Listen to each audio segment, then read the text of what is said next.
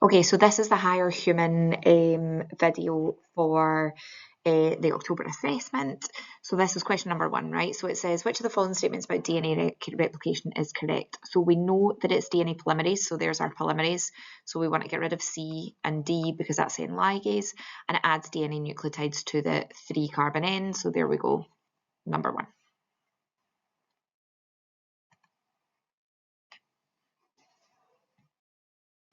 And question number 2, okay? So the diagram below represents part of a plasma membrane of a red blood cell. And it's saying the membrane is shown magnified 2 million times, right? And then we've got this here, which is our little, like tells us what these are. So it says 1 nanometer is equal to 1 times 10 to the negative 6 millimeters, right? Now, what does that mean? That means this is a tiny number, right? So that means that 1 nanometer is equal to, right? And we do the negative 6, so we've got to go 1, 2, 3, 4, 5, 6. So there's my decimal point there now, all right?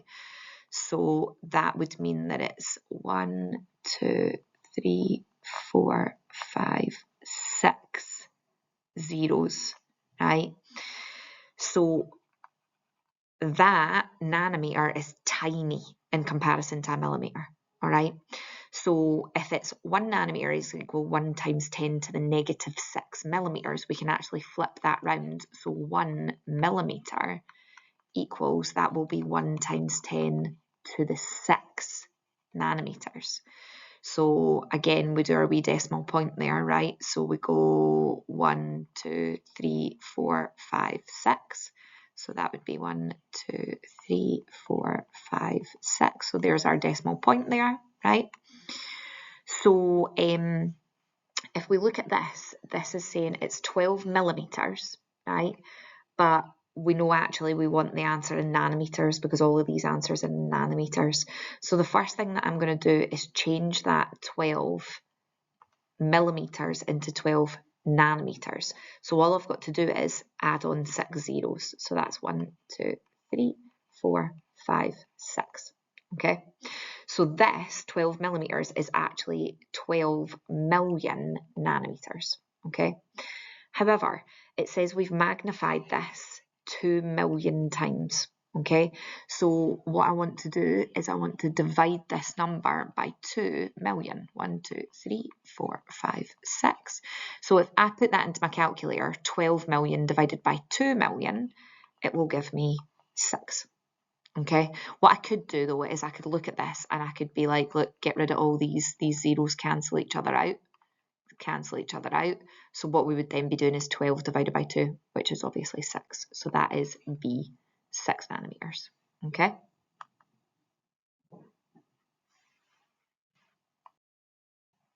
Okay, so which of the following shows the number of cytosine nucleotides in a DNA fragment of 4,000 nucleotides? So we've got 4,000 nucleotides, right? And we know that 20% of them, it's saying here at the end, are adenine, all right? So if 20% are adenine, that means that 20% are thymine. So that 20 and 20 gives us 40, right? So if that's 40% are A's and T's, that means that the 60 left over are C and G. So if I divide that by 2, that means each C and G is 30 each, right? So 30% are cytosine. So what I now need to do is I need to find out 30% of that 4,000. So we do 4,000 times 30, and then we divide it by 100. And if we put that into the calculator, so 4,000 times 30 divided by 100 equals B, 1,200. Okay, in this question, in the diagram, the diagram shows 3 tRNA molecules and their attached amino acids during translation. So here's the tRNA molecules, here is the 3 amino acids attached, this is the mRNA here you can see, and here's the ribosome, we know it's translation, and it says identify the DNA sequence that codes for amino acid 1, okay? So the DNA sequence that codes for amino acid 1, now here's the tRNA, right? So the tRNA, the code is, so this is the anticodon here, is CAU. So this is the tRNA. So that 3 bases there, that's the anticodon. Now your anticodon, your tRNA, is complementary to your mRNA, your codon. So what goes with a C, a G, what goes with an A U, what goes with a U, an A. And this mRNA has been produced from the DNA, so it's complementary to the DNA. So what goes with a G, a C, what goes with a U, an A, what goes with an A. Now, above here we had a U, but this is DNA, so we don't have U's in DNA, we've got T's.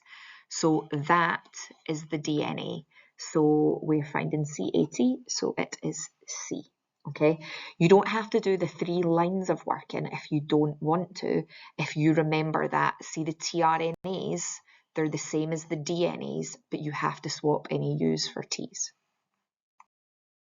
So question number 5, which of the following molecules are required in the replication of the leading strand of the DNA molecule? All right, so the leading strand is our strand that gets replicated continuously, right? So I don't have fragments. So see, anything that's got ligase in it, I can get rid of because we don't have fragments on the leading strand. So the answer is B. Okay. Bioinformatics uses computers too. So bioinformatics is using computers to study the genome. Right, that's what bioinformatics is. What we would do is we would maybe look for starts and stop codons so that we could find genes. Okay, so if you read A, it says analyze data produced by DNA sequencing. Well, I'm using a computer to study the genome. That sounds pretty good. Right. If we look at the next one, design drugs for use in personalized medicine. Drug design, no, that's not your bioinformatics, right? That would be something maybe like your pharmacogenetics. C, make scaffolding for stem cells for organ transplants, nothing to do with it. Store data on biochemical pathways, nothing to do with it, so it's A. Number 7, which row in the table shows the site and molecule synthesized by translation and transcription? Now, on purpose, it's put translation first and transcription second. So translation, I'm making a protein, right? So I'm making a protein, Where does that occur? At the ribosome. Now, it doesn't say that, but the cytoplasm, that's our best one there, right? So we know it's going to be B. Let's just check. Transcription occurs in the nucleus, yes. What do I make? mRNA, yes. The answer is B.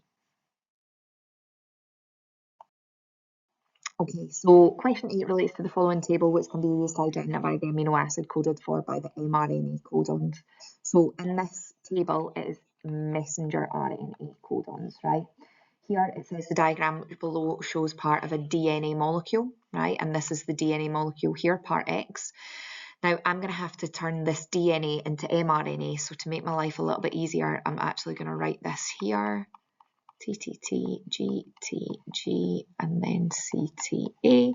So the mRNA is complementary, so that's UGC. And AAA, CACGAU. Okay, so see this, what I want to now do is I just want to read this off the table. So UGC, so the first base is a U, right? So I'm here hovering. The next base is a G, takes me to here, so this is this first box here. And the third base is a C, so this is the first amino acid, cysteine. And actually, if you look at this will answer our question. But let's do the other one. So AAA, so first A, second A, so this puts us in this box down here, right? And third base A, so this tells us it's lysine. So again, correct. Next one is CAC. So here's my C in this box. A is here, so that takes us to this box here. Third base is a C, so that is this histidine, and yes, there it is. Last one is GAU, so here's my G. Then back to this one, an A, so I'm down here, down in this box down here, right? And the last one is a U, so it is this aspartic acid. And that gives us an answer. Okay, so question number 9. How many cycles have been completed when 512 molecules of DNA have been produced from one DNA double helix? So what we start off with is our one bit of DNA, and we do our little arrow, so that's a PCR, and in PCR it doubles. So we go from 1 to 2. A double again, 2 to 4, And again, I just keep on doubling. Every time we do PCR, it doubles.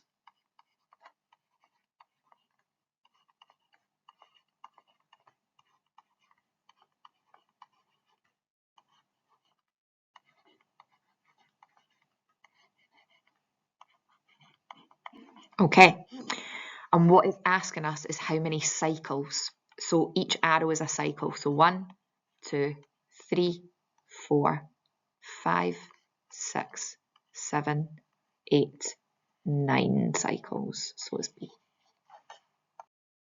Okay, so this is a DNA sequence that's going to be transcribed and translated, and it's asking us questions about the tRNA, right?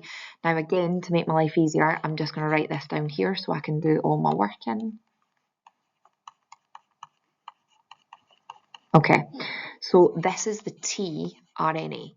So tRNA is complementary to mRNA. So we start going our complementary. G, U, C, U, A, G, C, A, U, G, A. And our mRNA is complementary to, oh, sorry, I've just realised I've written that wrong, sorry.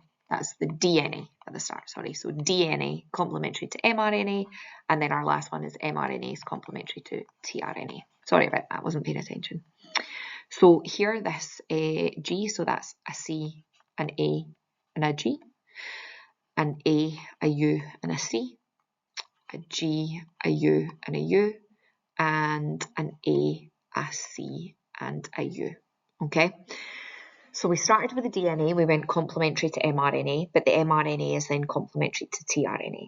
The question is, so if we read this again, state how many tRNA molecules involved in translation of the mRNA transcribed from this sequence, that's the DNA, would have anticodons containing only one uracil base. So that doesn't have a uracil, that does have a uracil. That has 2 uracils, so that's no use. That has 1 uracil, yes, the answer is 2. Okay, now you don't have to do the 3 lines of working. What you could do is you could look at this DNA and you could say to yourself, right, I know that's a 3, that's then a 3, and that's a 3, right? So what we could do here is we could say, I know that will be a U, so there's 1. I know that that's too many, and I know that there's my second one because that will become a U, okay? Question 11, an investigation was carried out to compare the mass of DNA in different types of fruit. A 10-gram sample from each 5 different types of fruit was mixed with salt solution and detergent and incubated in a water bath at 60 degrees C. That's a lot of information it's given us, right? So it's saying this 10-gram sample, I've got 5 different fruits. So the 5 different fruits, that's what I'm investigating, that's what I'm changing. It's mixed with this salt solution. I'm incubating it, and I'm incubating it at 60 degrees C, right? Ethanol was added to precipitate the DNA, and the mass of DNA was measured using a balance. So see that this bit here, the mass of DNA, that's what I'm actually measuring. So they're my results in the experiment, okay? It's saying the entire investigation was repeated. So you repeat the experiment, you take an average, that's going to be reliability. Question though is asking about validity. So the validity, so this is about fairness, all right? So does using 5 different types of fruit make it fair? No, that's what I'm investigating, so get rid of A. Using a balance to measure the mass of DNA, that's what I'm actually measuring, so that's got nothing to do with the fairness, right? Using a water bath to incubate the mixture, that was keeping the temperature constant, that's fairness, C. It's your variables you're keeping fair, it's keeping constant, that's the fairness, the validity, right? See this bottom one, D, repeating the entire investigation? No, that's a reliability. Question 12, which of the following is a description of pharmacogenetics? So pharma is drug, genetics is genetics. So you're looking for something about using somebody's genetics to find the most effective drug or the most effective dosage. So nope, nope, yes, there we go. There's using an individual's genome sequence to select the most effective drug, okay? Number 13, in a DNA molecule, phosphate groups are found at this. So if we draw our nucleotide, There's our nucleotide. Here's my deoxyribose sugar. There's the third carbon end. There's my base. Here is the phosphate. So it's the fifth carbon, right?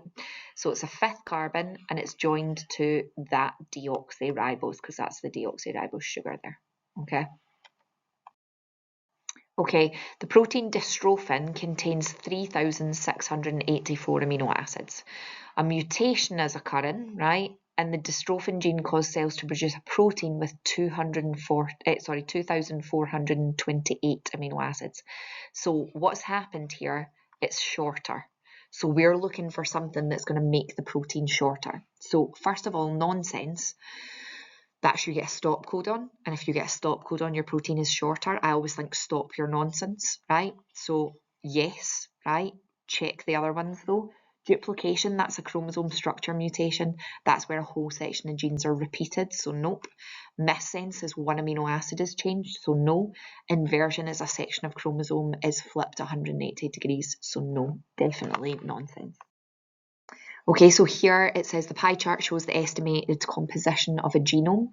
So we've got exons here is 1.5, introns 5, sequences coding for tRNA and rRNA are 1%, regulatory sequences. Now, this isn't something you've been taught about, so instantly you can be starting to think, I probably don't care about these. Other sequences are 72.5%, right? The genome is estimated to contain 3,200 million base pairs, right? And it's saying calculate how many base pairs code for the protein, okay? So this is the number of base pairs I've got, and I want coding for a protein. So out of the list of all these things, what do I know code for a protein? Other sequences, we don't know what they are for. These regulatory sequences, we don't know what they're for. Sequences coded for tRNA and rRNA, they're not proteins, so no. Introns are non-coding sequences, so no, so it's 1.5. So what I want to do is I want to do, and I'm not going to bother putting the million in, I'm just going to remember that it's a million because look, the million's still here, so I'm going to do 3,200 times 1.5, that's my percentage that I want, divided by 100. So if I pop that into my calculator, 3200, I times it by 1.5, and then I divide it by 100, and that gives me 48. So it's B. Okay, into the main section of the paper. Diagram represents a section of DNA. Name the following parts of the DNA molecule. The type of bond that joins the base pairs, hydrogen. The sugar molecules, which are part of the backbone, it's DNA, so it's deoxyribose sugar. Next question, describe the role of DNA polymerase in DNA replication. So first bit, adds DNA nucleotides. Now that's going to be our first mark to the 3 carbon end. That's going to be our second mark.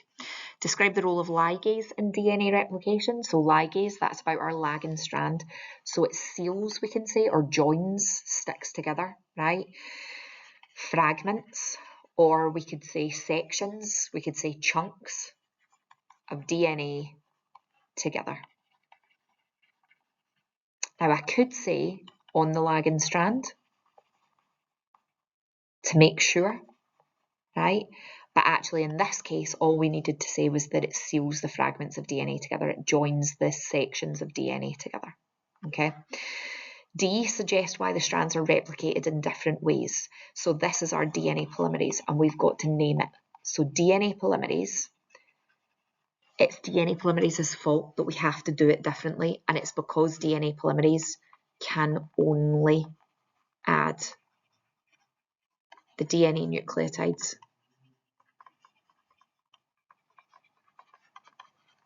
to the 3 carbon end. Okay, so this question, the diagram below summarises the steps in protein synthesis. So we've got gene, then we've got the primary transcript, then we've got the mature transcript. First question is, name the enzyme responsible for producing the primary transcript. RNA polymerase. Okay, the diagram below shows one gene within a chromosome. We've got our non-coding regions of the gene and we've got our coding regions of the gene. Question is, what are the non-coding regions of the gene called? Of the RNA called? They are introns, right? You think introns are in the way, you get rid of them. Explain why is the mature transcript shorter in length than the primary transcript. So here you're not lazy. We start by talking about the primary transcript. So we say primary transcript contains introns and exons. Now what I would do here, but I'm going to bracket it because you don't need to, is I would now go on and say introns cut out. But you don't have to, and that's why I'm bracketing it, right?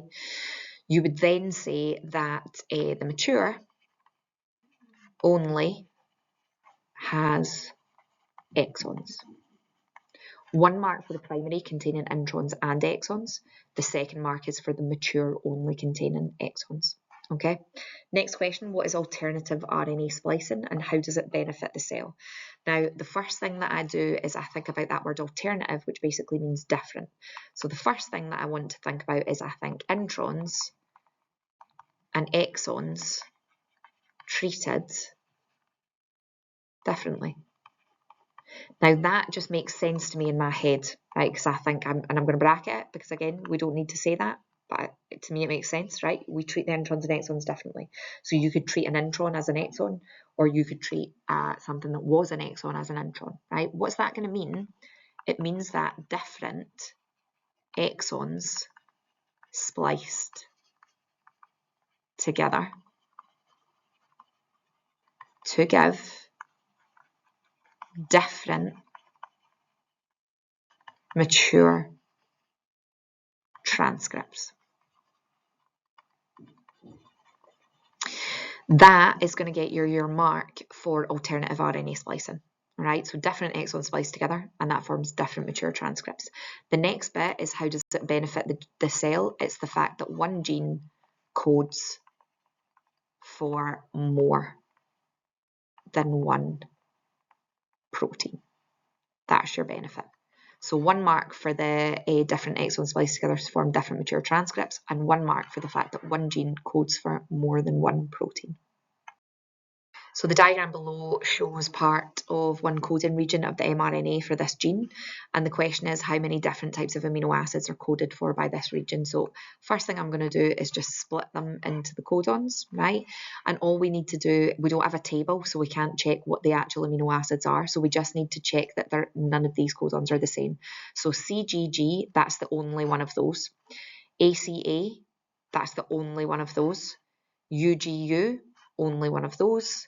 CAC, only one of those. UUG, only one of those. So that's 5 different amino acids. If there'd been 2 that were the same, then that would have been the same amino acid, so we couldn't have counted it. Describe 2 ways in which the structure of a molecule of mRNA is different to DNA, right? So I just always think it like, so the RNA versus the DNA, or the DNA versus the RNA. So DNA, double-stranded. So RNA, single-stranded. Okay, we think DNA, deoxy, ribose, sugar, versus RNA, ribose, sugar. DNA, thymine, base, versus RNA, uracil, base. Nice and easy. So the diagram below shows one stage in the synthesis of a protein at a ribosome. So we've got our tRNAs here, right? We've got our amino acids. And it says, name this stage of protein synthesis. So protein synthesis, what stage of protein synthesis am I sticking together the amino acids to make my protein? That is translation. What is bond X? Bond X is here, so that's my peptide bond. So the diagram below shows a molecule of tRNA. A section of the diagram has been enlarged. Complete the enlarged section of the diagram by inserting the letters of the complementary bases. So this is a G, so that would have a C. This is an A, so that would be a U. This is a G, so that would be a C. And this is a C, so that would be a G. The tRNA, all that's happened is it's single-stranded, but it's folded over. So you've got the complementary base pairs. So again, we're sticking with this tRNA, and it says name the part X and explain its importance. So look at this here. Here's part X. It's 3 bases on the tRNA. So what's that? That's the anticodon. Okay. Importance. What's the importance of the anticodon? It makes sure amino acids are in the right order. Right? It ensures the correct sequence of amino acids. The anticodon can only hydrogen bond with its complementary codon, so that amino acid has to be in that space. Okay, this is an A-type question. It says an antisense drug has been designed to inhibit the process of translation. The drug consists of a single strand of RNA, and it's saying that this is this thing called antisense, and it's designed to bind to mRNA. So we're binding to the mRNA. Suggest how the drug, the single-stranded bit of RNA, could be used to slow down the rate of translation. So see this drug, we don't know anything about this drug. So what is asking us about is mRNA and translation. It's asking what we know about mRNA and translation. So that's where I'm going to start off. So the mRNA goes and it binds to the ribosome, right? So mRNA is supposed to bind to the ribosome. Okay. Then what happens is tRNAs then come in. Right? tRNAs have got the anticodon, and the anticodon then binds to the complementary codon on the mRNA. So that's what we know about mRNA in translation. Okay, so this drug, right, is saying that it's designed to bind to the mRNA. Okay, so if this drug binds to the mRNA, why won't translation happen? This is what it's asking you to explain. So if the drug binds to the mRNA, then maybe the mRNA can't bind to ribosome,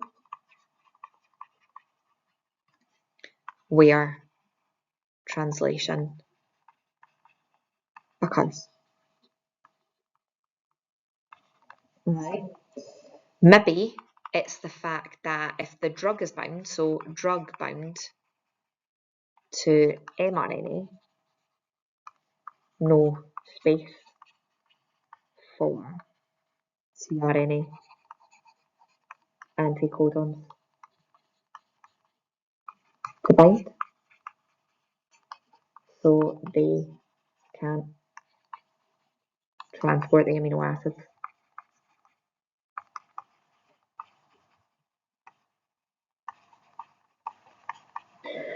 This is an A-type question, right? But the important thing with it is you find the bit of information you're being asked about. You have not been taught about antisense drugs. It's not in the course. So it's saying that this thing binds to mRNA, and then it's asking you about translation. So it's asking you for your knowledge about mRNA and translation. Okay, so it's the fact, well, if this binds to the mRNA, then maybe mRNA can't bind to the ribosome, and that's where translation occurs, so it can't happen. Or maybe the drug's bound to the mRNA, and then the tRNA anticodons can't bind, so they can't bring in the amino acids. Okay, so chains of amino acids are folded to give proteins their three-dimensional shape. Name one bond or interaction which holds the chain in its three-dimensional structure, right? So first of all, we've got primary, which is our straight line, and that's the amino acids with the peptide bond. So primary is peptide, right? That doesn't give us any shape. And this is talking about the three-dimensional shape. So it's talking about once it folds up. Right? Now, anything after the primary is all hydrogen bonds. So when it's talking about the actual shape of the protein, the only answer you can give is hydrogen bonds. So the following table shows the number of differences in the amino acid sequence for hemoglobin from 3 animals compared to that of human hemoglobin. The number of differences gives an indication of evolutionary relationships between species. So we've got the animals here, frog, mouse, dog, and it says the number of differences. So it's important that we look at that number of differences in the hemoglobin amino acid sequence compared to human. First question down here, which of the animals' hemoglobin is most closely related to human? So if it's most closely related, it has to be the least number of differences. So you look for the lowest number there, which is 27. So the answer there is mouse. What term describes all of the DNA in a species? So that's all of the hereditary information. That's the genome. So here the table below shows the proportion of bases in pieces of animal nucleic acid. So we've got bases here, we've got the pine marten DNA, we've got frog DNA, shark DNA, human mRNA and mouse mRNA. And then we've got this percentage of the base in the nucleic acid. So we've got GAC, and then we've got this here, which is T or U, okay? First question says, name the base that forms 15% of human mRNA. So here's human mRNA, and we look for 15. So it's here. So human mRNA, this part of the table says T or U, but it says mRNA. So there is only one answer, uracil. mRNA does not have T's. Next question here, it says for all 3 pieces of DNA in the table, the percentage of the first 2 bases is equal to the percentage of the last 2 bases. So if we look at this, at the DNA, what it's saying is the first 2 bases is equal to the last 2. So look, the G's and the C's are the same, and the A's and the T's are the same, right? That's what it's saying. But it says, however, this is not the case for the 2 pieces of mRNA. And it's saying, give a reason for this difference. So why do we know if there's 16% G's, there's 16% C's?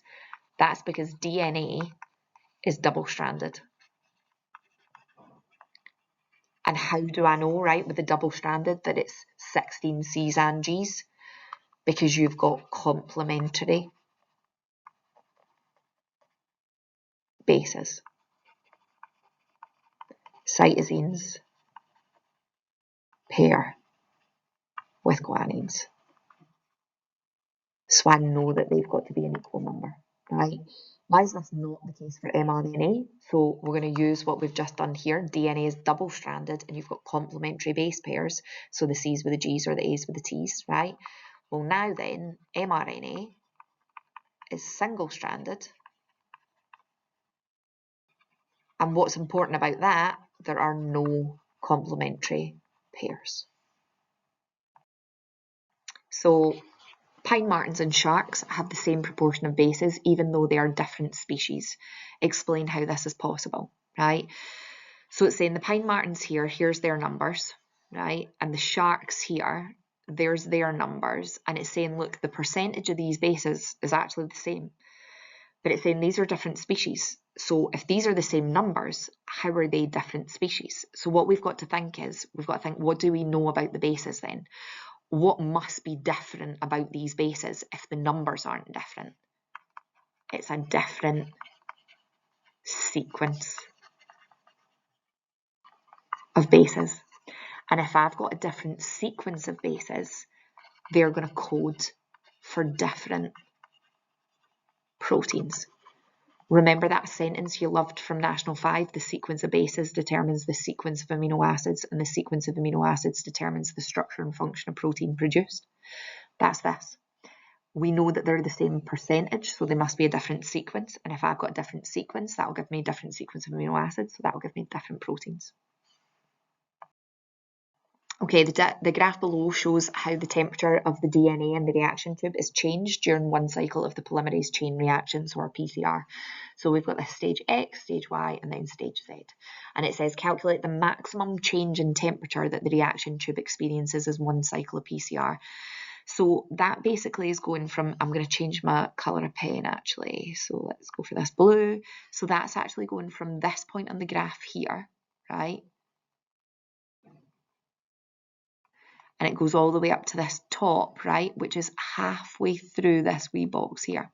So what we've got to do is we've got to count the difference, the number of boxes.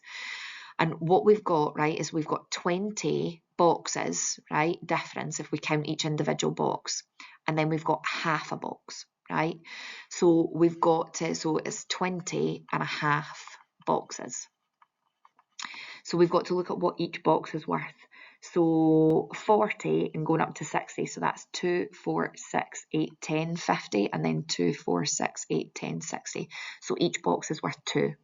So 20 boxes is 40, and half a box, so if a box is worth 2, then that's 1, so that is 41 is our maximum difference. B, it says state the function of PCR to amplify DNA.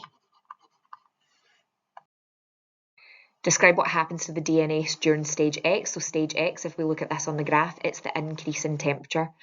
So the DNA strands separate, or we could say the hydrogen bonds break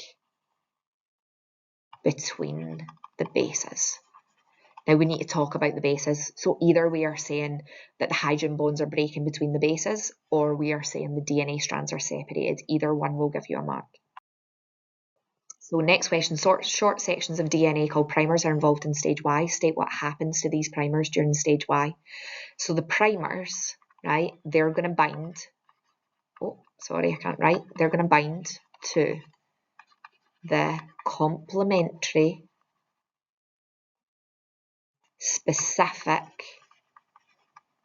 target sequence on the DNA. Now, I'm being really picky here, right? And that's because years worth of past paper marking instructions were all slightly different. So if you say this sentence, you are guaranteed the mark. So the primers bind to the complementary specific target sequence on the DNA. They should give you a mark for saying something about them binding to some form of target sequence on the DNA, or that they're complementary to a target sequence on the DNA. If you say this sentence though, you are guaranteed a mark. So next, suggest why the temperature is increased during stage Z. So the last stage, that's for the optimum temperature for the DNA polymerase. Now I can call it Taq DNA polymerase, but I don't need to get the mark. Okay, so optimum temperature or optimum conditions for the DNA polymerase. Okay, so a forensic scientist discovered a tiny spot of blood at a crime scene.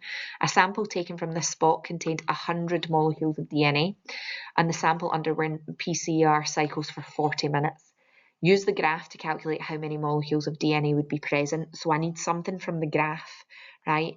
So the graph has got, look, time along the bottom. So what it's going to give me is it's going to give me, all right, PCRs from this point to this point. So one cycle equals 5 minutes. That's what this is telling me, okay? Now, I can start off by writing 100 and I can do my doubles, right? Or I can start off by just writing 1 and do my doubles, but I've got to remember to times it by 100, right? So whatever you're happy with. I'm happier with just doing the 1 and doing the doubles, right? So 1 to 2, that's 5 minutes, right? I'm going to double again. So 2 to 4, doubling. That is another 5 minutes, so that's going to be 10 minutes so far. Another, so that's 15, so that's 20 minutes.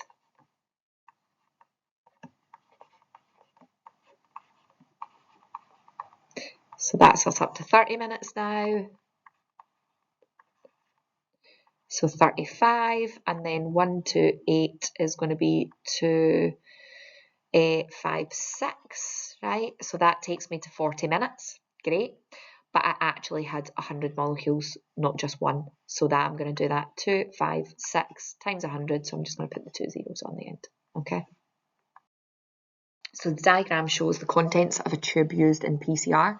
So it's got DNA, DNA nucleotides, primers, enzyme, and buffer. And this question is quite tricky the way it's worded. It says, describe the contents of a suitable control tube designed to show that primers are needed. So it's asking you to describe the contents, right? So if I want to prove that primers are needed, basically, I'm just going to take the primers out. So describe the contents, DNA, DNA nucleotides, enzyme, and buffer. That's going to prove that it's the primers that are required for the reaction to occur. Next question, it says describe how the scientist should increase the reliability of the results. Repeat, experiment, and take an average. You need both of those bits to get the mark, right? Describe one practical application of PCR. So we can say crime scene analysis, or actually we can just say solvent analysis. I can't write. I can just say solving crimes is easier, right? I can also say settling paternity suits, and I can say diagnosing genetic disorders.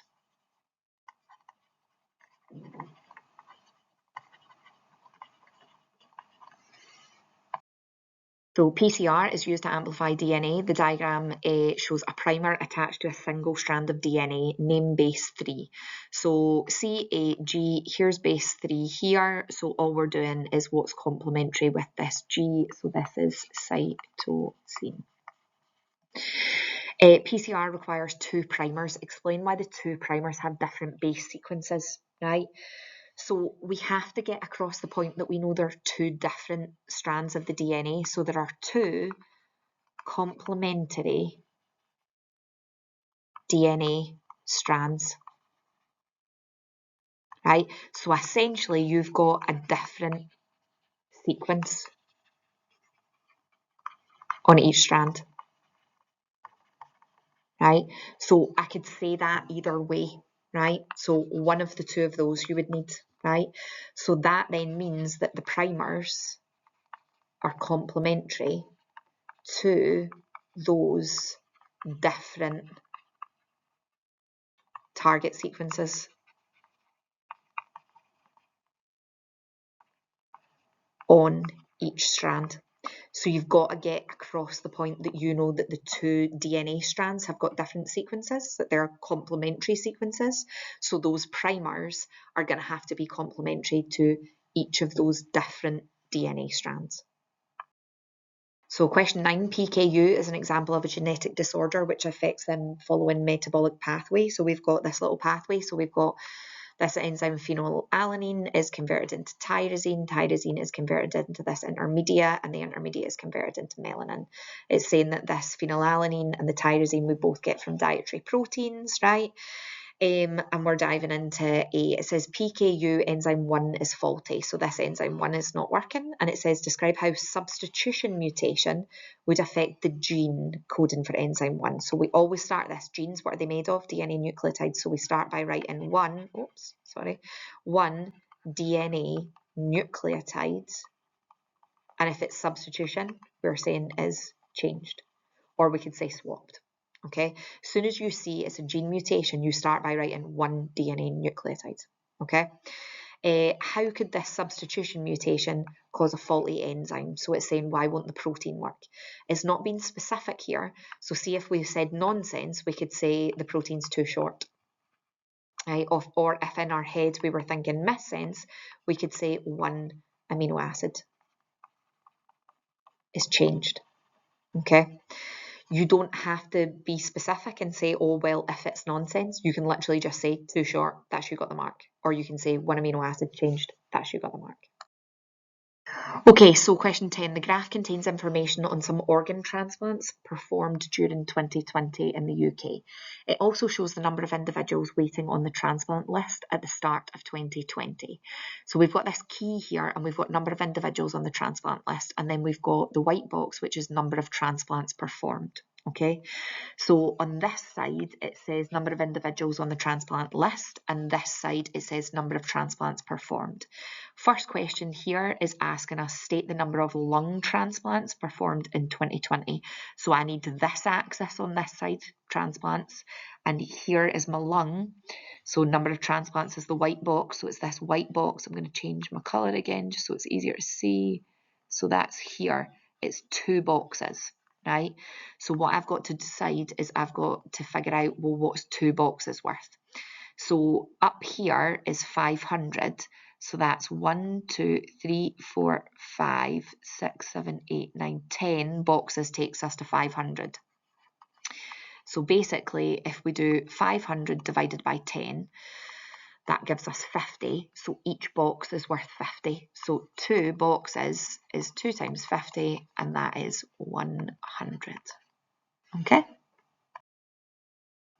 So our next question is saying using information from the graph to calculate the percentage of individuals who received a kidney transplant after being on the transplant list, right? So we're looking at kidney. So this is us here, right? So a number of individuals on the transplant list. So that's this here, right? So that is one box above this kind of darker line, right? So that's, if we look at the key again, right? So it's 10 boxes up to 1,000. So each box is worth 100.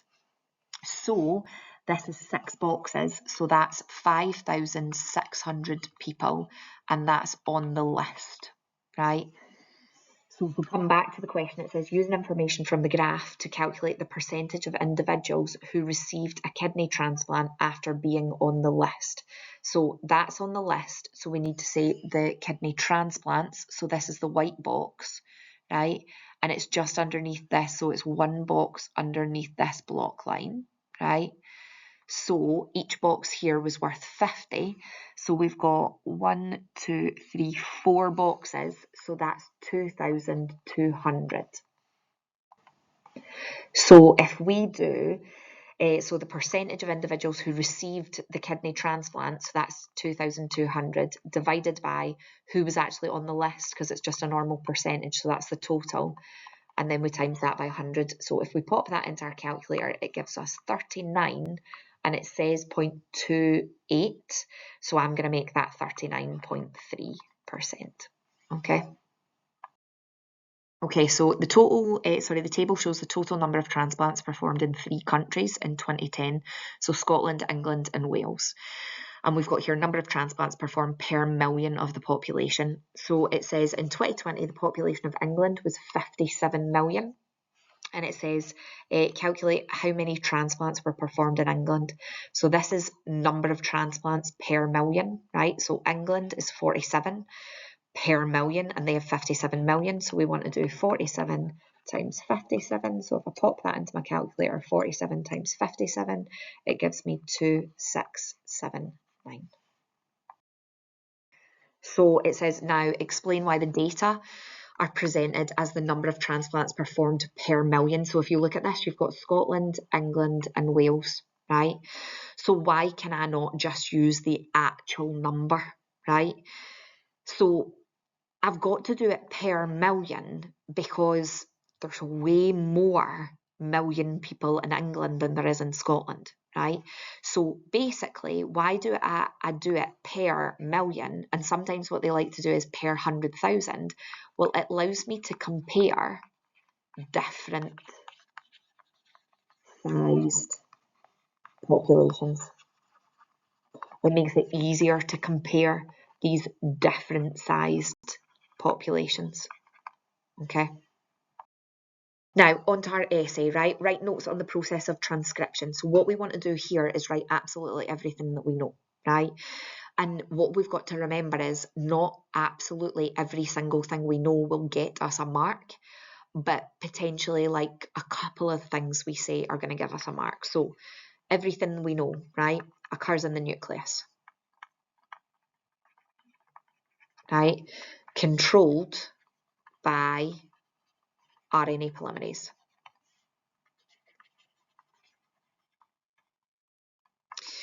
We can think, all right, well, we're on RNA polymerase, so let's talk about that now, right? So RNA polymerase unwinds and separates DNA strands. And then what does it do? It adds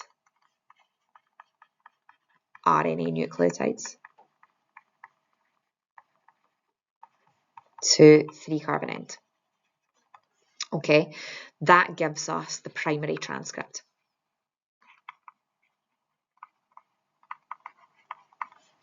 So the primary transcript contains introns and exons. So what do we need to do? We need to do RNA splicing. So RNA splicing removes introns,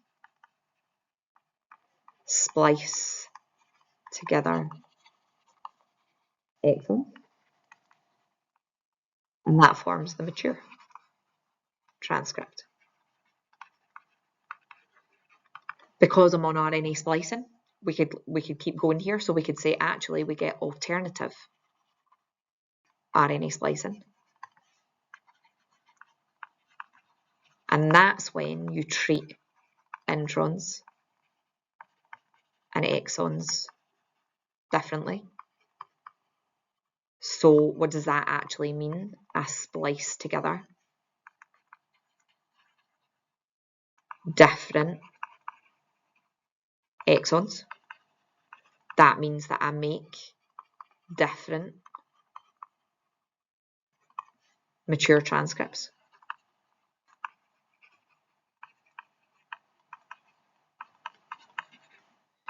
To make different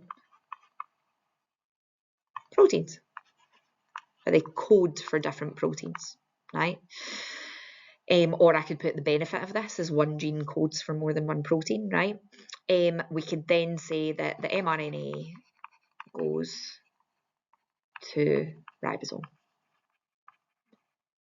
And then the next lot of stuff would really be translation, right? I could add in though, right, that 3 bases on mRNA is a codon, and codons code for amino acids. Because again, I know that about my mRNA, and that's what I've just made there, right? So you want to write everything that you know.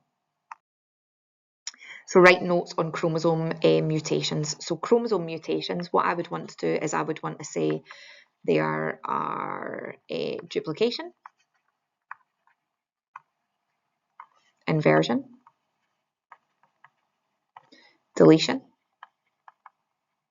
and translocation. I would want to say they are lethal. Okay, and then I would do each one. So I would want to say duplication, right? So section of chromosome,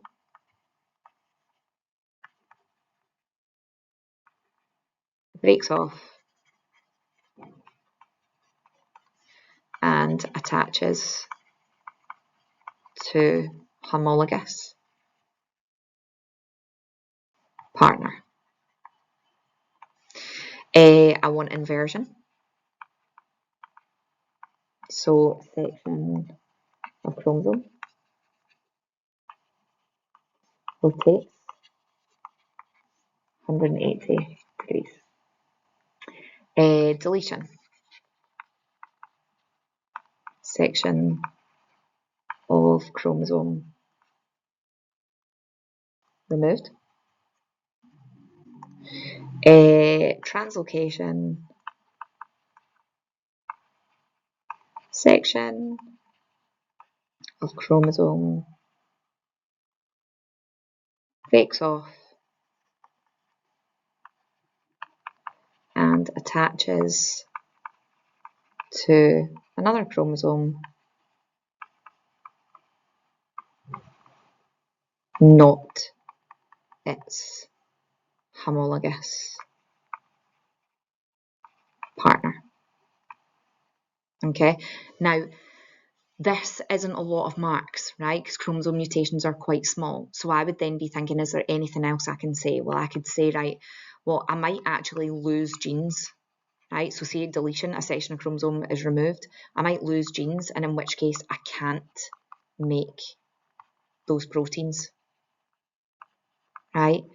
I could think C for deletion or actually inversion or translocation. Maybe it interrupts genes, right? And if it interrupts genes, then again, the protein won't be produced.